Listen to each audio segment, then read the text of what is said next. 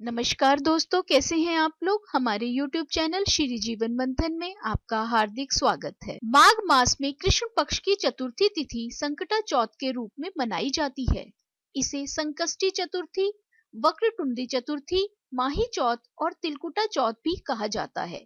शास्त्रों में संकटा चौथ पर मिट्टी से बने गौरी गणेश चंद्रमा की पूजा का विधान बताया गया है। साथ ही इस दिन संकटा माता की भी पूजा की जाती है। इस दिन गणपति ने देवताओं का संकट दूर किया था। इस बार संकटा चौथ 10 जनवरी 2023 को मनाई जाएगी। संकटा चौथ के दिन माताएं अपनी संतान के लिए निर्जला व्रत रखती हैं और उनकी लंबी उम्र की कामना करती हैं। इस दिन प्रसाद में तिलकुटा बनाने का विधान बताया गया है, इसीलिए इसे तिलकुटा चौथ भी कहा जाता है। जी हाँ दोस्तों, आज की वीडियो में हम जानेंगे संकटा चौथ का शुभ मुहूर्त, पूजन विधि और इस दिन किए जाने वाले कुछ सरल उपाय। लेकिन दोस्तों, वीडियो शुरू करने से पहले मेरा आपसे अनुरोध है कि हमारे चैनल को सब्सक्राइब करना ना भूलें और बेल आइकन के बटन को दबाइए ताकि हमारे चैनल से संबंधित ताजा अपडेट्स आपको मिलती रहें। और अगर हमारा वीडियो आपको पसंद आता है तो लाइक शेयर करना भी ना भूलें। आपके सुझाव भी सादर आमंत्रित हैं। हिंदू पंचांग के अनुसार माघ माह की संकटा चौथ का व्रत 10 जनवरी 2023 को रखा जाएगा। संकटा चौथ के शुभ मुहूर्त की शुरुआत 10 जनवरी को दोपहर में 12:09 से होगी और इसका समापन 11 जनवरी 2023 को दोपहर में 2:31 पर होगा। उदय तिथि के अनुसार संकटा चौथ का व्रत 10 जनवरी को ही रखा जाएगा।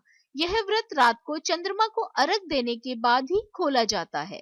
इस दिन चंद्रोदय का समय 10 जनवरी 2023 शाम 8:41 पर होगा। अब जानते हैं संकटा चौथ पूजन विधि। इस दिन सबसे पहले स्नान करने के बाद सूर्य को अर्घ दें। इसके बाद गणेश जी की प्रतिमा स्थापित करें। उसके बाद गणेश जी को तिलक लगाएं, दूर्वा, जल, चावल, जनेऊ अर्पित करें। फिर गणेश जी को मोदक या लड्डू का भोग लगाएं। संकटा चौथ के दिन भगवान गणेश को तिल से बनी हुई चीजों का भोग जरूर लगाना चाहिए। इसके बाद धूप और दिया जलाकर भगवान गणेश के मंत्रों का जाप करें। भगवान गणेश जी के मंत्रों का जाप का लिंक आपको वीडियो के डिस्क्रिप्शन में मिल जाएगा, आप वहां से मंत्र सुन सकते हैं। साथ ही इस दिन संकटा चौथ की कथा भी सुननी चाहिए। इस दिन गणेश जी के 12 नामों का उच्चारण भी करना चाहिए। शाम के समय भी इसी तरह गणेश जी की पूजा करनी चाहिए। चंद्रमा को अर्घ देते समय लोटे में तिल भी डालना चाहिए। इस दिन गाय की सेवा भी जरूर करें। शाम को चंद्र दर्शन करने के बाद व्रत का पारण करें। संकटा चौथ के दिन किए जाने वाले कुछ खास उपाय। आर्थिक तंगी के लिए इस दिन भगवान गणेश की पूजा के साथ उन्हें घी और गुड़ का भोग लगाएं।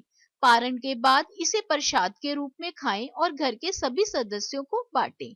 मेहनत या सफलता का फल प्राप्त करने के लिए अगर आप काम में पूरी मेहनत करते हैं और उसका आपको फल प्राप्त नहीं होता तो आपको श्री गणेश के मंत्रों का जाप करना चाहिए। जैसे ओम गण गणपतये नमः का 11 बार जाप करें। उनके हर मंत्र के साथ पुष्प भी अर्पित करें। इसके बाद तिल और गुड़ के लड्डुओं का भोग लगाएं। किसी बात से परेशान हैं तो उस कष्ट को दूर करने के लिए अगर आप किसी बात से परेशान हैं तो आपको एक पान के पत्ते पर हल्दी से स्वास्तिक बनाना है। उसके बाद उस पत्ते को भगवान गणेश को अर्पित करें। उनसे प्रार्थना करें कि आपके सभी कष्ट दूर हो जाएं। संकटा चौथ का महत्व। अब दोस्तों जानते हैं क्या है संकटा चौथ का महत्व। ऐसी मान्यता है कि जो माताएं संकटा चौथ के दिन निर्जला व्रत रखती हैं और पूरी श्रद्धा से गणेश भगवान की पूजा करती हैं, उनकी संतान हमेशा निरोग रहती है। ये व्रत करने वालों पर गणपति भगवान की विशेष कृपा होती है। कहा जाता है कि इस दिन भगवान गणेश और चंद्रमा की पूजा करने से सारी मनोकामनाएं पूरी हो जाती हैं। संकटा चौथ से संबंधित पौराणिक कथा दोस्तों इस प्रकार है। इसी दिन भगवान गणेश अपने जीवन के सबसे बड़े संकट से निकलकर आए थे, इसीलिए इसे संकटा चौथ कहा जाता है। एक बार माँ पार्वती स्नान के लिए गई तो उन्होंने दरबार पर गणेश को खड़ा कर दिया और किसी को अंदर नहीं आने देने के लिए कहा। जब भगवान शिव आए तो गणपति ने उन्हें अंदर आने से रोक दिया। भगवान शिव क्रोधित हो गए और उन्होंने अपने त्रिशूल से गणेश का सिर धड़ से अलग कर दिया।